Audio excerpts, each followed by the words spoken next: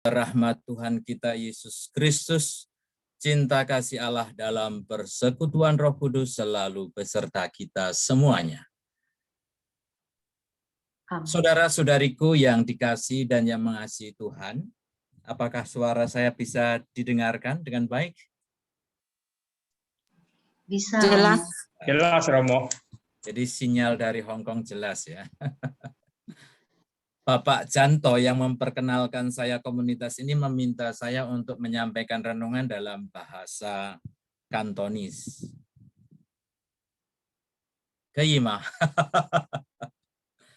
Bapak Janto, Yao Jing Wo Suo Zhongwen, 事实上我不会说广东话，但是我可以说普通话。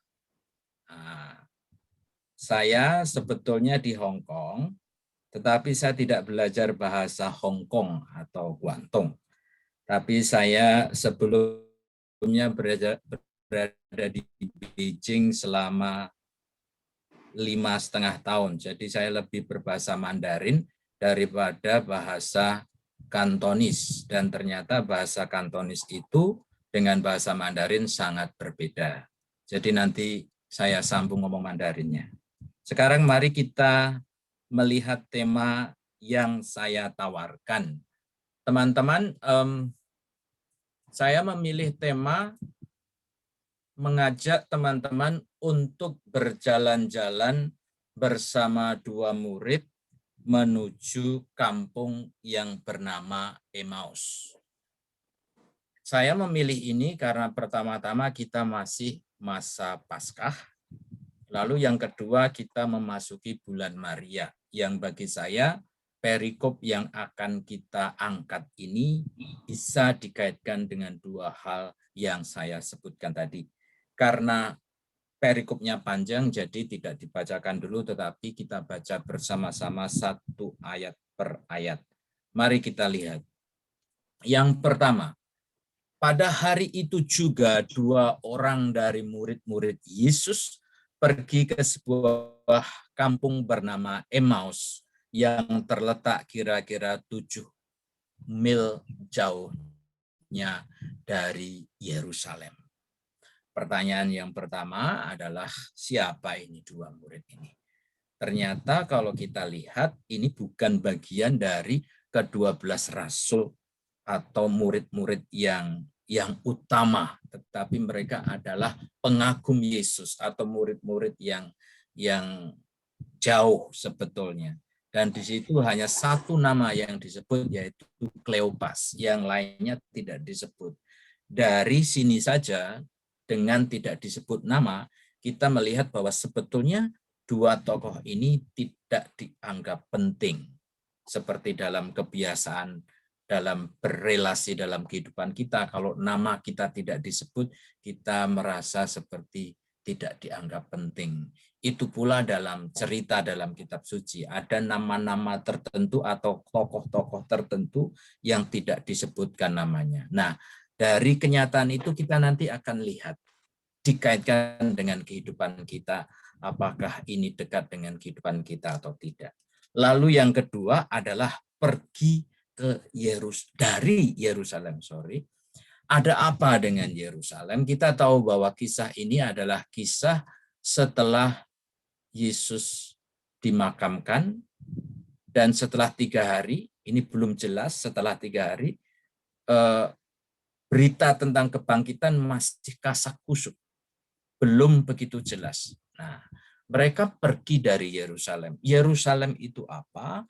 Yerusalem adalah tempat di mana dulu para murid-murid datang dari berbagai macam penjuru untuk menemui Yesus, karena Yerusalem sendiri menimbulkan atau mempunyai makna yang sangat dalam, bahwa Yerusalem adalah kota abadi, di mana mereka akan memperoleh harapan, di mana mereka akan memperoleh keselamatan, pembebasan, kebahagiaan, dan sukacita dan kemenangan. Nah, pergi dari Yerusalem artinya mereka sebetulnya putus harapan. Sebetulnya mereka kecewa. Sebetulnya mereka dalam kegelapan.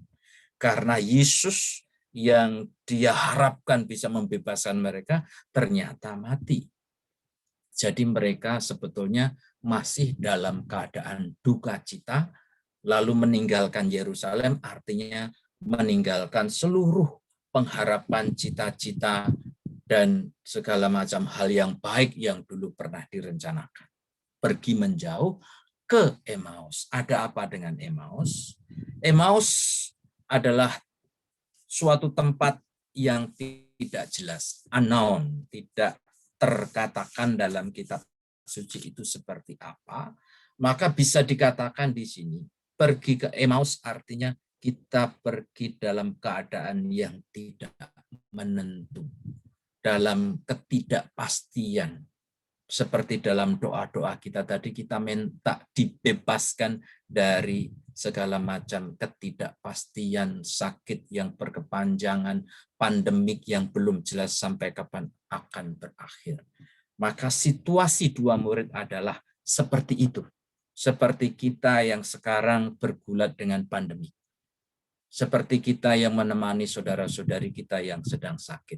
Itulah pengalaman yang mirip seperti dua orang murid ini. Pergi dari Yerusalem, artinya meninggalkan seluruh harapan, dan akhirnya masuk ke dalam kegelapan, ke dalam ketidakpastian. Tetapi kemudian terjadi sesuatu. Dan mereka bercakap-cakap tentang segala sesuatu. Tentu saja mereka bercakap-cakap karena kejadian Yesus disalibkan, wafat itu menjadi sesuatu yang viral. Dan mereka adalah para pengagum murid-murid Yesus. Maka tentu saja dalam keadaan kekecewaan yang luar biasa, mereka akan terus-menerus membicarakan hal ini. Tentu dalam suasana yang gelap, dalam suasana kekecewaan, dalam suasana di mana mereka sungguh-sungguh tidak mempunyai harapan lagi. Kemudian ketika mereka sedang bercakap-cakap dan bertukar pikiran, datanglah Yesus sendiri mendekati mereka, lalu berjalan bersama-sama dengan mereka. Nah, di sini bagi saya sesuatu yang menarik. Yesus hadir dalam momen yang spesial. Momennya apa? Adalah momen ketika dua murid dalam keadaan depresi, dalam keadaan kekecewaan yang luar biasa, dalam keadaan di mana lilin hampir padam. Harapan tinggal sedikit yang ada dalam hidup mereka. Nah, harapan kita tentunya di dalam situasi apapun juga, khususnya pada saat-saat di mana kita mengalami ketidakpastian, sakit, kekecewaan, saya yakin Tuhan akan menyentuh kita pada momen yang krusial itu. Lalu dalam perjalanan, ini juga sesuatu yang menarik. Yesus menjumpai mereka pada saat mereka dalam perjalanan. Ini bagi saya lebih bermakna karena Yesus juga berjalan bersama mereka. Jadi perjalanan itu bisa diartikan suatu proses, suatu proses di mana mereka berpindah dari satu tempat ke tempat lain. Suatu proses di mana mereka akan mengambil suatu keputusan yang penting.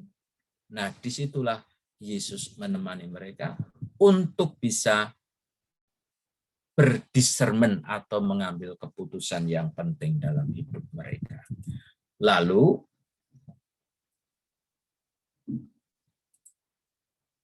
tetapi terjadi sesuatu, tetapi mata mereka terhalang, sehingga mereka tidak mengenal Dia.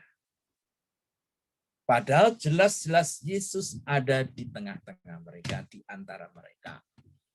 Ada apa dengan mata mereka? Bukankah mereka sudah sering bertemu dengan Tuhan Yesus?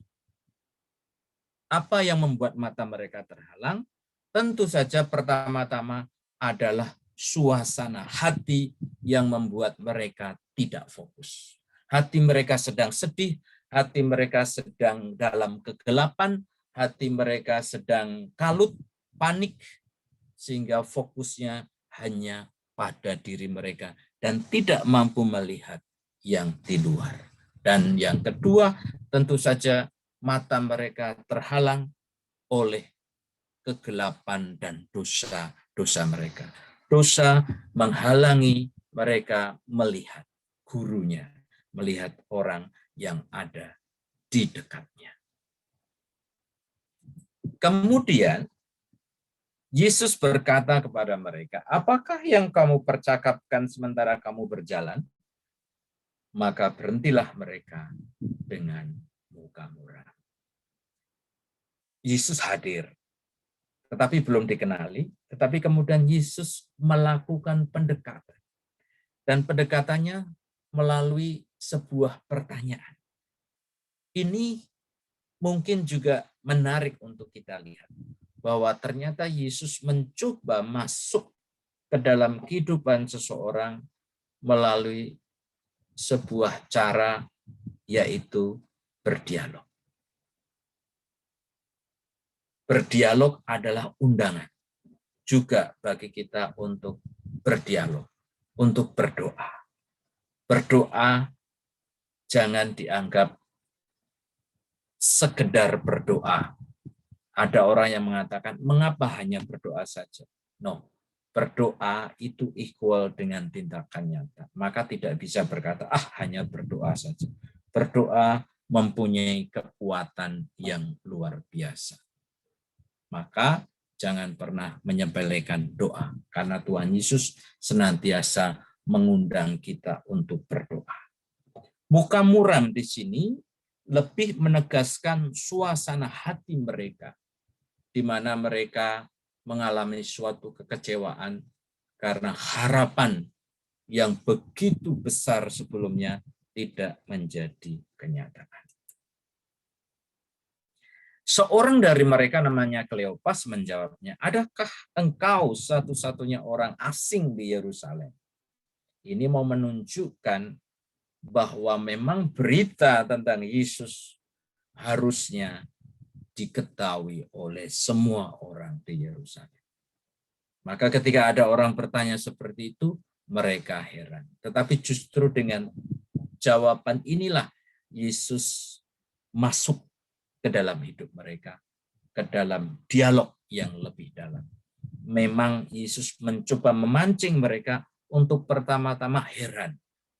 Nah, ketika heran itulah terjadi kemudian dialog seperti berikut ini. Katanya kepada mereka, "Apakah itu?" Jawab mereka. "Apa yang terjadi dengan Yesus orang Nazaret? Dia adalah seorang nabi yang berkuasa dalam pekerjaan dan perkataan di hadapan Allah dan di depan seluruh bangsa kami." Nah, lihat di sini mereka mempunyai konsep yang saya sebut tadi. Mereka mempunyai harapan akan seorang Mesias yang datang dengan penuh kuasa, bukan hanya dalam perkataan, tetapi juga di dalam pekerjaan. Yang nantinya diharapkan orang seperti inilah yang akan membebaskan mereka dari para penjajah. Ini yang menjadi harapan mereka.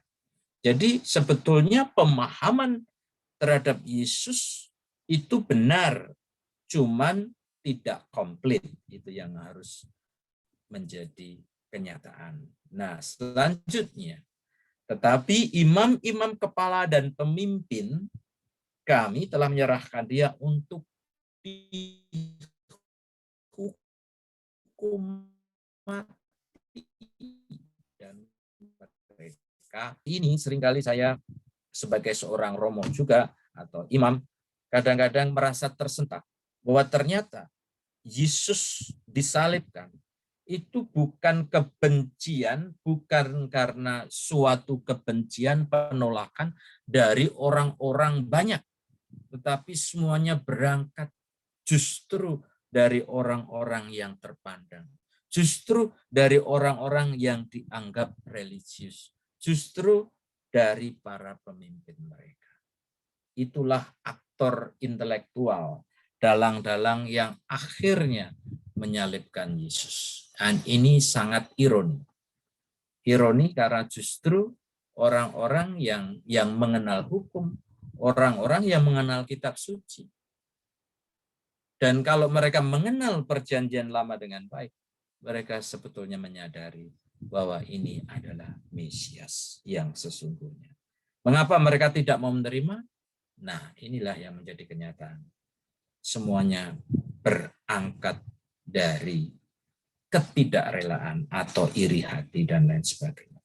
Salib dan kematian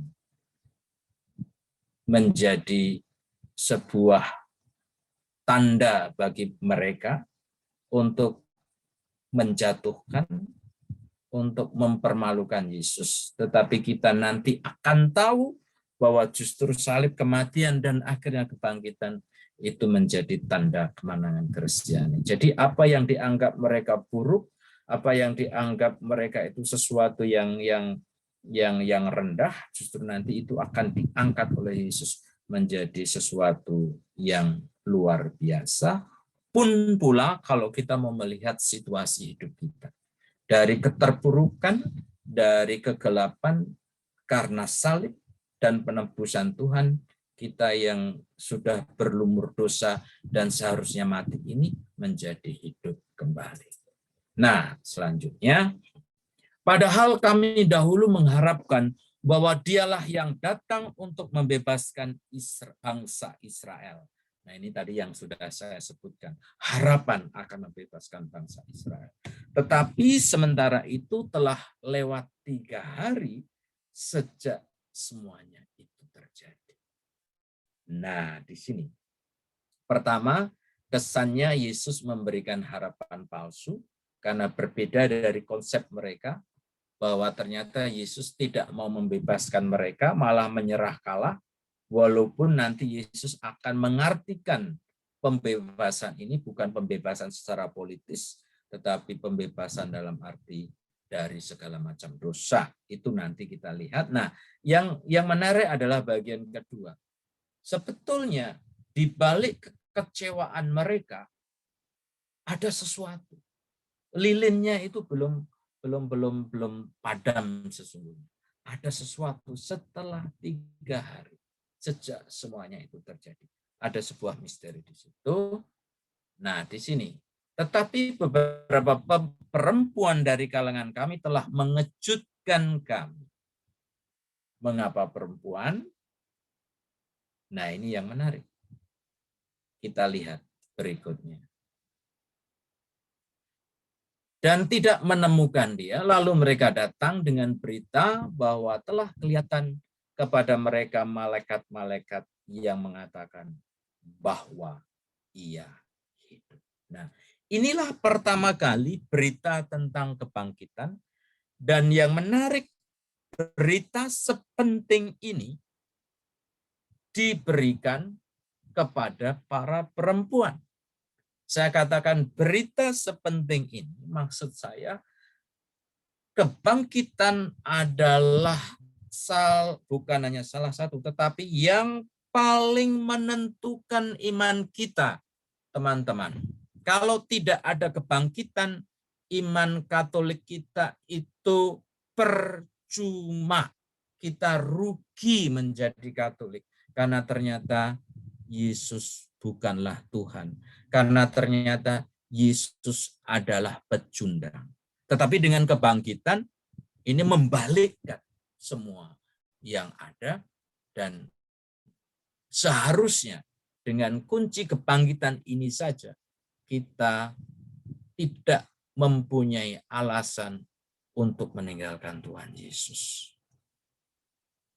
Jadi, sesuatu faktor iman yang paling penting dan menariknya itu diberikan oleh para perempuan. Nah, ini nanti kita renungkan bersama. Lalu setelah itu beberapa teman kami telah pergi ke kubur dan mendapati bahwa memang benar yang dikatakan perempuan itu, tetapi tidak mereka lihat. Petrus dan Yohanes setelah itu memang pergi ke kubur dan memang tidak menemukan Yesus di sana, tetapi Yohanes percaya meskipun belum melihat secara langsung. Jadi intinya berita tentang kebangkitan saat itu masih simpang siur, tetapi Yohanes yang mempunyai kedekatan dengan Yesus ketika melihat makam kosong sudah begitu yakin, karena dia juga langsung teringat apa yang pernah dikatakan Yesus sebelum meninggal berkali-kali soal bahwa 3 hari lagi ia akan bangkit. Lalu ia berkata kepada mereka, "Hai kamu orang bodoh, betapa lambannya hatimu, sehingga kamu tidak percaya segala sesuatu yang dikatakan oleh para nabi." Nah, di sini saya agak-agak heran bahwa ternyata Yesus yang masih dianggap orang asing oleh 2 murid ini berani mengatakan 2 orang, "Hei kamu bodoh dan lamban hati." Tetapi saya yakin ini bukan sarkastik atau kata-kata kosor atau menganggap 2 orang ini mengejek atau menganggap rendah, tetapi pikir Yesus mempunyai sebuah karisma untuk mengatakan sesuatu, untuk menyentuh hati orang tanpa orang tersinggung. Karena kalau ini yang mengatakan saya, ketika saya ketemu orang, mungkin saya langsung dilempar batu. Tapi hebatnya Yesus mengatakan, "Hei kamu orang bodoh, betapa lamban hatimu." Ini sungguh-sungguh ungkapan yang telak, tetapi tentunya karena dia ingin mengingatkan sesuatu yang seharusnya mereka tahu, seperti yang dikatakan oleh para nabi. Karena sebetulnya tidak ada sesuatu yang aneh menurut Yesus. Semuanya sudah tertulis. Para nabi pada perjanjian lama sudah mengatakan. Nah, maka Yesus adalah benar-benar Yesus juru selamat karena sebetulnya sudah tertulis secara detail. Justru kita meragukan Yesus itu Tuhan, justru kita meragukan bahwa ini juru selamat kalau tidak ada dalam perjanjian lama atau nabi-nabi sebelumnya tidak mengatakannya. Nah, kita lanjut. Bukankah Mesias harus menderita semuanya untuk masuk ke dalam kemuliaan? Nah, ini kata kuncinya. Bahwa memang Mesias harus menderita supaya kita diselamatkan. Bahwa kemuliaan Allah harus dilalui melalui penderitaan.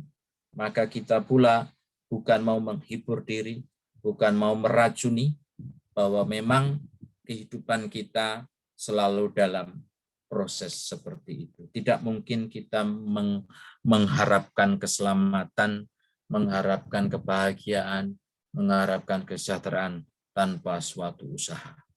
Maka melalui dinamika anak Allah yang harus menderita, maka kita juga sebagai muridnya harusnya masuk ke dalam dinamika yang sama.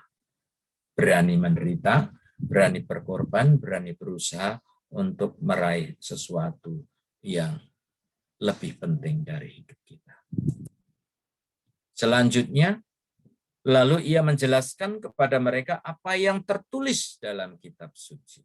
Nah, jadi di sini Yesus menjelaskan kembali bahwa dia sudah ada, sudah ditulis. Bahkan nantinya kita yakin Yesus adalah Alfa dan Omega, bukan hanya saat kitab suci, bahkan pada awal mula sebelum dunia dijadikan. Tapi bagi saya ini menarik, sebuah gambaran di mana para 2 murid mempunyai kesempatan untuk mendengarkan. Disinilah proses pencerahan. Sebelumnya mereka sedih, kecewa sebelum ketemu Yesus. Lalu sekarang adalah proses pencerahan. Pelan-pelan. Tidak immediately.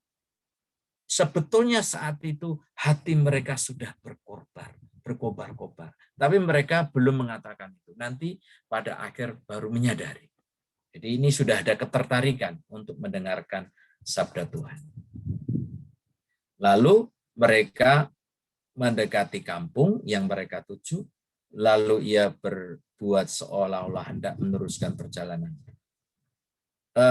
Menarik bahwa Yesus ditulis berbuat seolah-olah hendak meneruskan perjalanan, seolah-olah kayak acting, kayak seolah-olah kayak Yesus itu mau ngetes mereka, tetapi menurut saya bukan itu yang penting. Yang penting keselamatan atau berita tentang penampakan Yesus, bahwa Yesus itu sungguh bangkit. Dalam hal ini Yesus mengajak para murid untuk mempunyai partisipasi. Tidak semua inisiatif datang dari Yesus. Dia juga mengundang para murid untuk berinisiatif agar karya keselamatan itu juga ada dalam hidup mereka. Maka dia ingin bahwa akhirnya bertemu dengan mereka, makan bersama itu bukan karena dia ingin, tetapi karena mereka mengundang, dan itulah yang terjadi. Setelah itu mereka mendesak Yesus untuk mampir karena hari sudah terbenam, karena matahari sudah. Sekarang betul-betul hati mereka terbuka untuk mempunyai hospitality, untuk mempunyai hati untuk memberikan tumpangan karena memang hari sudah gelap. Di sini sebetulnya Yesus masih asing loh. Tapi entah kenapa hati mereka tergerak untuk memberikan tumpangan. Maka kemudian disinilah terjadi puncak dari kisah perjalanan di Emmaus. Waktu mereka duduk, Yesus mengambil roti, mengucap berkat, lalu memecah-mecahkannya dan memberikannya kepada para murid. Maka perjalanan di Emmaus ini juga menjelaskan tentang perayaan Ekaristi. Bahwa akhirnya Tuhan Yesus itu dikenal melalui sesuatu yang sangat unik dan tidak ada orang lain yang bisa melakukan. Jadi brandingnya Yesus. Kita mengenal Yesus bukan dari pakaiannya, bukan dari wajahnya, tetapi dari tindakan yang paling dalam, di mana dia memberikan hidupnya, di mana ia memecah hatinya, memecah roti untuk kita nikmati bersama. Jadi ini yang paling penting di sini. Mereka mengenali Yesus, terbuka hatinya. Nah, maka di sini dikatakan, ketika itu terbukalah mata mereka dan mereka pun mengenal dia, tetapi ya lenyap dari tengah-tengah mereka. Jadi begitu selesai Yesus membuka mata mereka, lalu Yesus menghilang. Karena dengan kata lain, Yesus meminta kedua orang ini untuk melanjutkan berita tentang kebangkitannya. Mereka semua diundang untuk bermisi.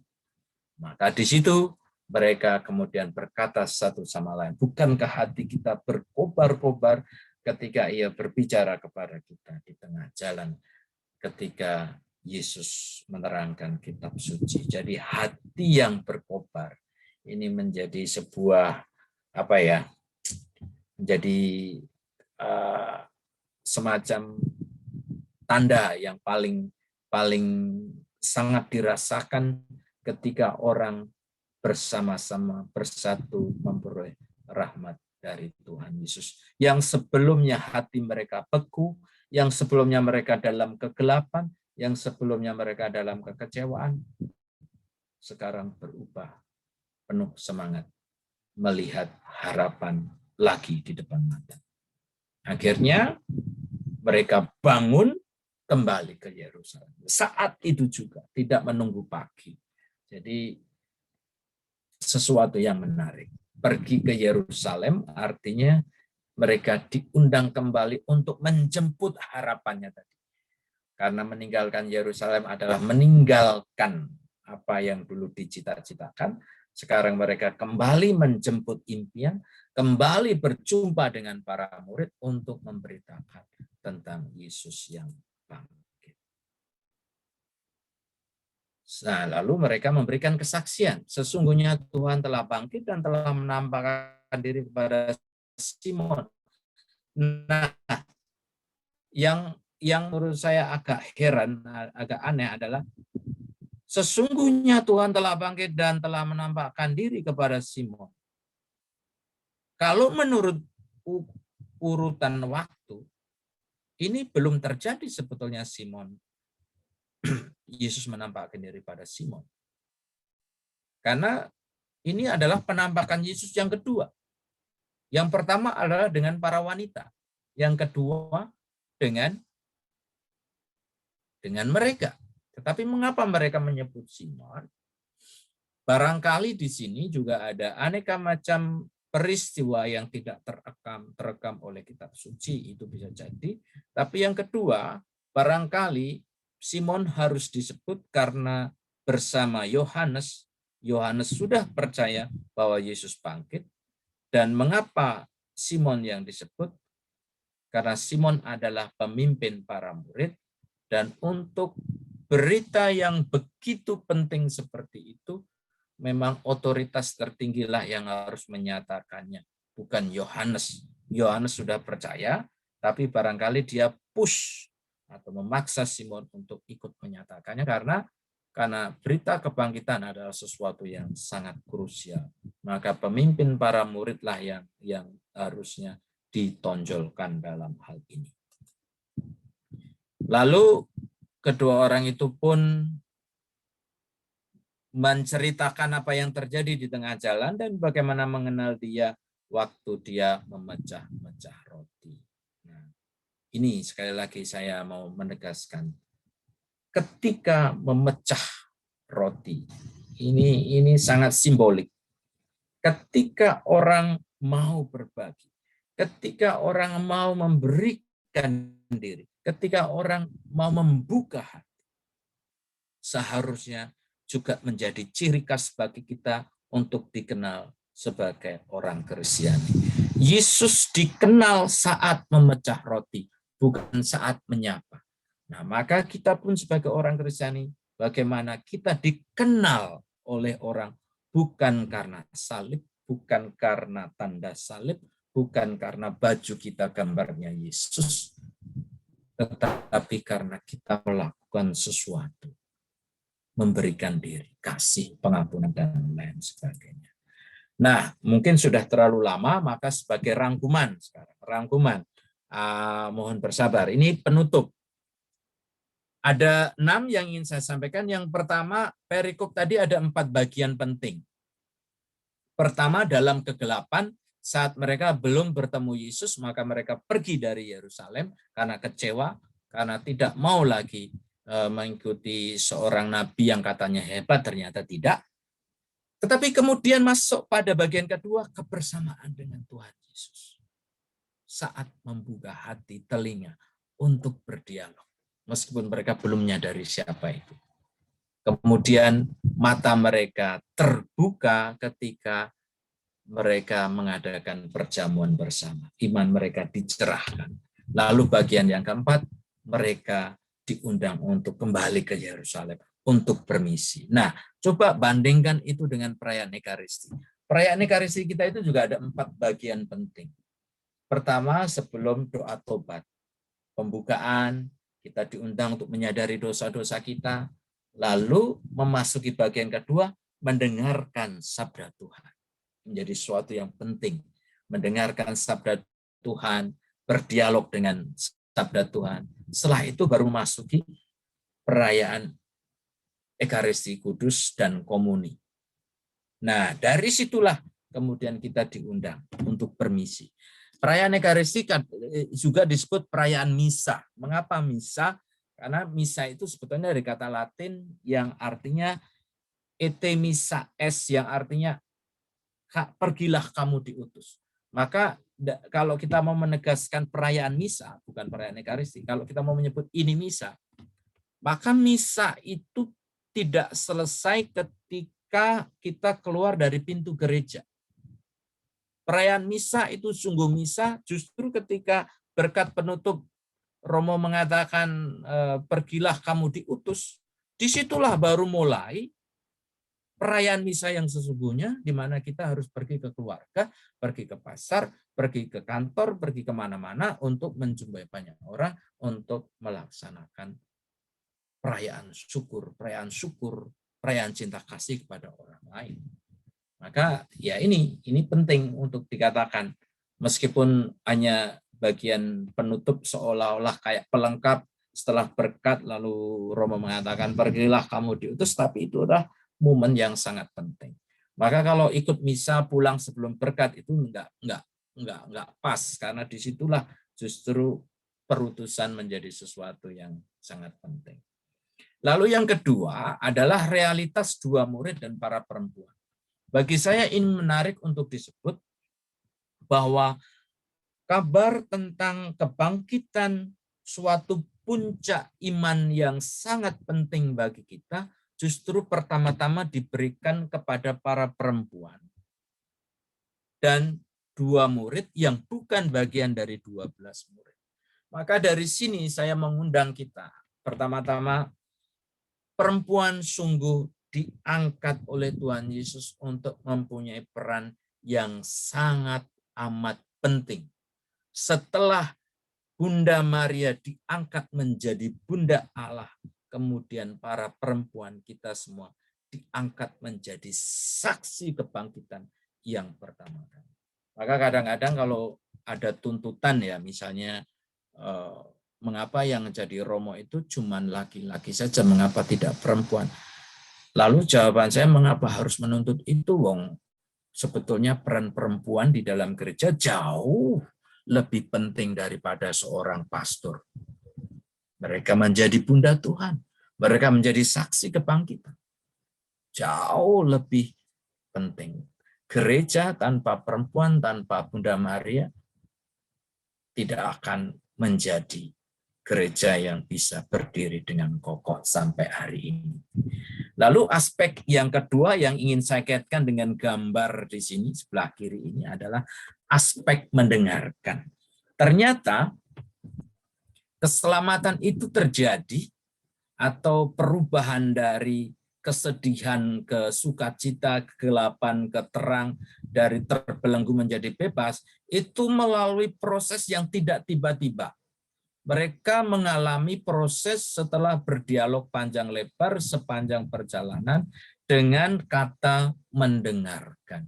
Dan ternyata teman-teman, mendengarkan dalam karakter China, karakter Chinese, tulisan Cina itu sangat dalam maknanya. Dan itulah semestinya mendengarkan yang diharapkan ketika kita mendengarkan kitab suci. Nah, saya mau menjelaskan karakternya ini. Kalau mendengarkan dalam kata Indonesia kan MENDEN ini kan nggak ada maknanya ini. Ini apa maknanya DENGAR ini kan nggak ada maknanya. Tetapi rupanya di dalam Chinese culture and also dalam karakter tulisannya, setiap karakter itu mempunyai makna yang sangat dalam. Nah, China atau huruf Cina itu mendengarkan itu think, ini bacanya think, tetapi karakter hurufnya ini terjadi dari komponen-komponen yang mempunyai keterkaitan satu sama lain. Jadi ada unsur raja di sini, ada gambar telinga, ada gambar satu, ada gambar hati, ada gambar mata dan orang. Jadi mendengarkan menurut orang Cina adalah seperti seorang raja yang rela memusatkan seluruh perhatiannya ke satu fokus dengan telinga yang terbuka, mata yang terbuka, hati yang dilibatkan, yang terbuka untuk mau mendengarkan orang biasa. Itu mendengarkan. Kalau ini dihilangkan, itu tidak mendengarkan. Nah, maka di sini mendengarkan kitab suci itu sungguh-sungguh baru mendengarkan ketika semua aspek yang menurut orang Cina ini harus dilibatkan. Mendengarkan tanpa hati itu bukan mendengarkan. Mendengarkan hanya dengan telinga saja itu bukan mendengarkan. Jadi sekali lagi mendengarkan, ayo kita belajar dari karakter Chinese, di mana banyak hal harus dilibatkan. Dan seperti raja artinya betul-betul mempunyai kerendahan hati untuk mau mendengarkan orang miskin. Kalau seorang orang mendengarkan raja, kadang-kadang unsurnya karena takut. Tapi kalau raja mau mendengarkan rakyat, that's really something. That's really beautiful, karena betul-betul punya kerendahan hati, dan itulah mendengarkan. Lalu yang keempat, saya sebut tadi kunci imannya adalah kebangkitan. Sekali lagi, iman Katolik tanpa kebangkitan itu percuma. Saya tidak mau jadi Katolik kalau tidak ada kebangkitan. Oke, itu intinya. Lalu branding, mengenali Yesus melalui ketika dia mengorbankan diri, ketika dia membagi diri. Nah, kita harus mencari branding. Sebagai orang Kristiani, bagaimana kita dikenal bukan dari pakaian, bukan dari appearance, tapi dari hidup kita. Dan akhirnya kita diundang untuk misi. Pulang dan pergi maksud saya adalah misi itu tidak harus seperti saya yang harus pergi ke negara-negara tertentu, tetapi pulang ke rumah, di dalam keluarga, di dalam lingkungan kita juga diundang untuk bermisi. Oke, wah, dah terlalu lama saya. Dah cukup ya. Jadi saya cukupkan sekian. Kalau ada, tidak tahu bagaimana tradisinya, apakah ada pertanyaan-pertanyaan yang harus saya jawab, saya kembalikan ke pembawa acara.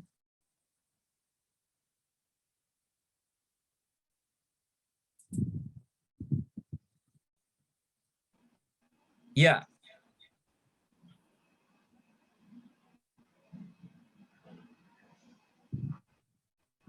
Terima kasih Romo Guntoro untuk renungannya yang sangat-sangat jelas dan sangat detail. Saya rasa saat ini saya tidak merangkum lagi ya Romo, karena kami semua, saya percaya. Selamat malam Romo. Ya, saya guru bahasa Jepang, jadi memang kanji mendengar itu menarik sekali ya. Sayang kalau dalam kanji Jepang itu hanya tidak ada king-nya dan one. Jadi adanya kuping, terus kuping, mata, dan hati. Tapi tetap berkesan kanji itu kan, karena kita mendengar dengan hati. Jadi memang saya suka kanji ini. Kanji yang tadi itu langsung saya tertarik sekali. Terus jadi kita harus menemukan Yerusalem kita ya, Romo. Ya, begitu saja. Tapi Yesus sendiri sebenarnya waktu dia melakukan perjalanan ke Yerusalem itu dia akan nangis ya. Ya, sekian saja. Terima kasih. Di chatting room kepada Romo Guntoro. Ya, itulah misteri ya yang saya katakan tadi. Mengapa berita yang sangat amat krusial, yang sangat amat menentukan iman kita, justru diberikan kepada orang-orang yang bukan muridnya yang utama. Nah, ada banyak interpretasi tentang itu, tapi bagi saya adalah begini. Bagi saya, Tuhan Yesus itu selalu memberikan sesuatu yang unexpected, gitu. Sesuatu yang mengejutkan. Seperti sebetulnya para murid sendiri, kalau kita mau lihat siapakah mereka. Mereka juga bukan orang-orang yang hebat, bukan orang-orang yang secara duniawi itu luar biasa. Dari sekian banyak para rasul yang punya latar belakang duniawi secara hebat, itu cuman Rasul Paulus. Cuman Paulus yang punya latar belakang secara duniawi memang orang yang hebat. Tapi semuanya adalah orang-orang yang tidak berpendidikan, orang-orang yang tidak selalu lurus jalannya, dan lain sebagainya. Itu pula bagi saya, mengapa dia bisa memilih di luar itu, justru semakin direnungkan lebih dalam, ini menunjukkan semakin luar biasanya Yesus. Karena dia bisa menggunakan siapa saja. Dia tidak tergantung pada alatnya gitu loh.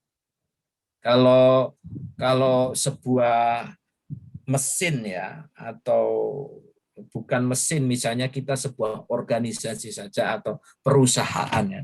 Perusahaan tentu membutuhkan karyawan yang betul-betul luar biasa, yang qualify, yang berpendidikan, yang terampil ini dan itu, karena kalau tidak ini akan mengganggu kinerja atau produktivitas.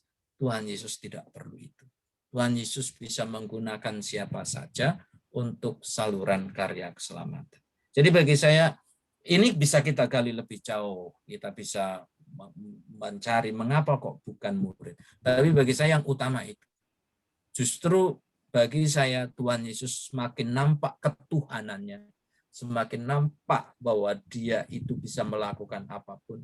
Tidak tergantung pada orang-orang di sekitarnya. Maka siapapun bisa dijadikan alatnya. Dan yang menarik adalah para perempuan. Mengatakan bahwa misa berasal dari kata et misa yang artinya kita harus mewartakan. Itu sesuai dengan amanat agung yang terdapat pada Injil Matius ya Romo ya. Nah, ayat 20, bab 26 kalau nggak salah Romo. Nah, pertanyaan saya, kita tahu Romo bahwa Hong Kong itu kan bagian dari Republik Rakyat Tiongkok ya Romo. Itu yang terkenal dengan sistem komunisnya. Nah, bagaimana Romo mewartakan kabar gembira ini dan juga pada saat misa tentu juga sama, saya rasa sama salamnya di seluruh dunia gereja Katolik itu bahwa kita diharuskan untuk mewartakan kabar gembira tersebut gitu loh. Lalu bagaimana Romo mengaplikasikan hal tersebut, mengaktualisasikan hal tersebut di tengah negara paham komunis tersebut? Terima kasih Romo. Terima kasih pertanyaan yang langsung ke sharing tentang keadaan saya di Tanah Misi. Tapi sebelumnya saya ingin sedikit intermezzo. Tadi kan menyinggung soal bahwa misa itu betul-betul belum lengkap kalau kita tidak melaksanakan misi kan.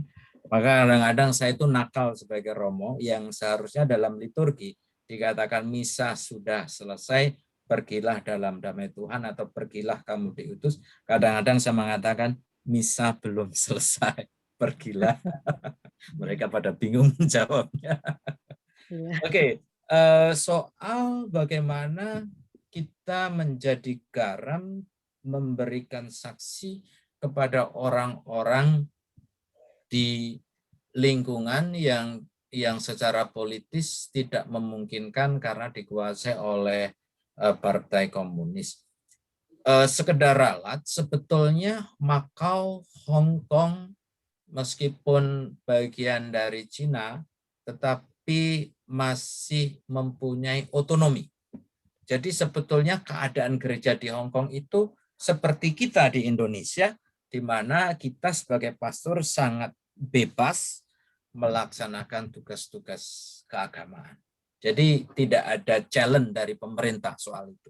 Meskipun secara politik Hong Kong sedang digoyang ya, tapi gereja sebetulnya masih aman-aman saja. Tidak tahu nanti kalau sudah betul-betul 100% bagian dari Cina, mungkin para pastor asing diusir juga, saya nggak tahu.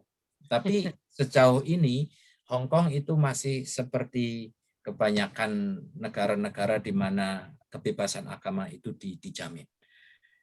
Saya sendiri lebih karena saya tadi katakan saya tidak belajar bahasa Kantonis, saya tidak bertugas di paroki untuk misa bahasa Kantonis, tapi saya lebih ke misa bahasa Inggris karena di sini juga banyak pelayanan misa bahasa Inggris, kadang-kadang membantu yang Indonesia juga. Seperti itu. Nah, lalu memang sebelumnya saya ada di Beijing. Nah, itulah yang menarik. Kalau di Beijing, ya saya sebagai student, bukan sebagai pastor. Nah, di situ saya harus sembunyi-sembunyi.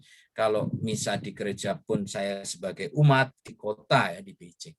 Tetapi kalau saya ada waktu, saya pergi ke daerah, saya pergi ke daerah-daerah yang banyak orang Katolik seperti di daerah Shanxi, Hebei itu. Nah, di situ saya ikut konselebrasi. Nah, memang tidak mudah ya bermisi di tengah-tengah masyarakat seperti itu. Tetapi bagaimanapun juga undangan untuk bermisi masih tetap harus dilaksanakan dengan segala macam cara. Paling tidak kita memberikan kesaksian hidup. Itu aja. Memang susah ya.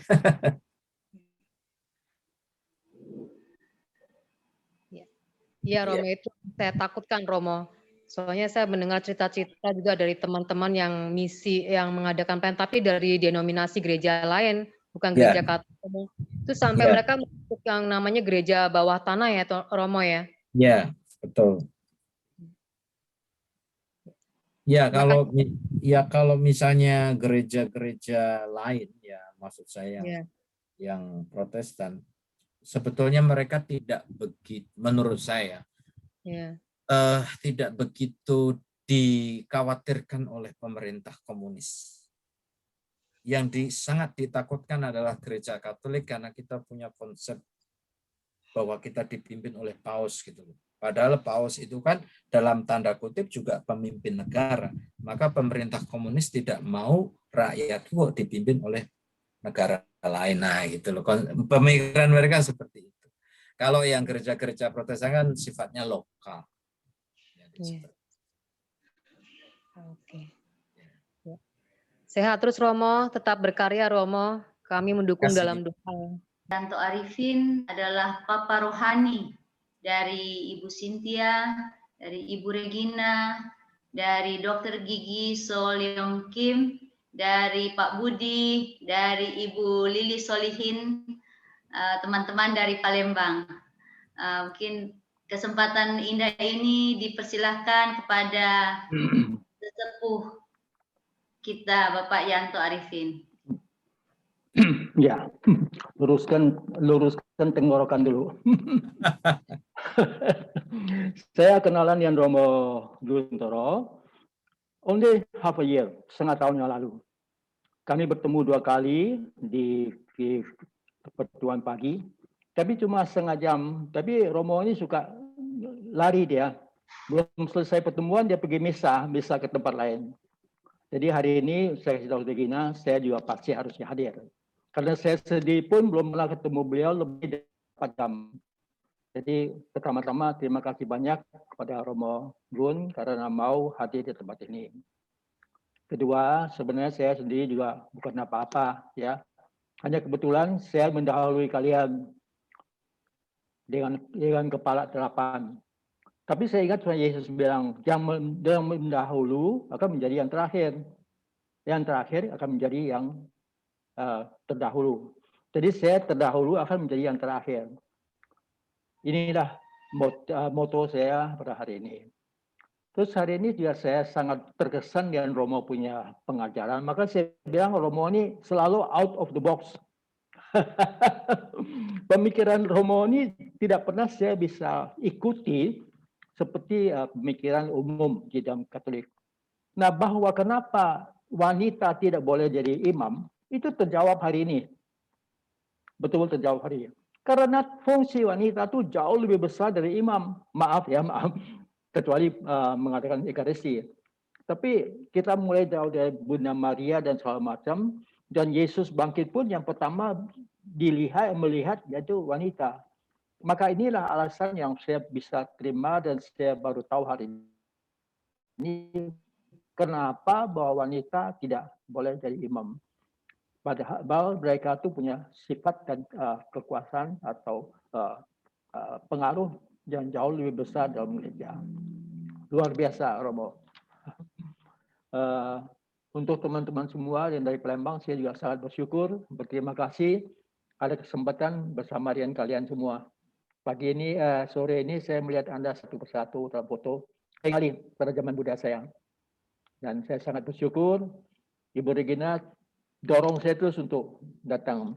Saya tadi pada awalnya mengalami kesulitan mengenai itu, mengenai wifi. Tapi Tuhan izinkan saya lanjutkan di sini. Jadi Romo Agus Guntoro, 你在香港好好吗？在香港好。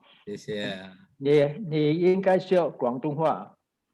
因为广东话能够去全世界能够讲广东话。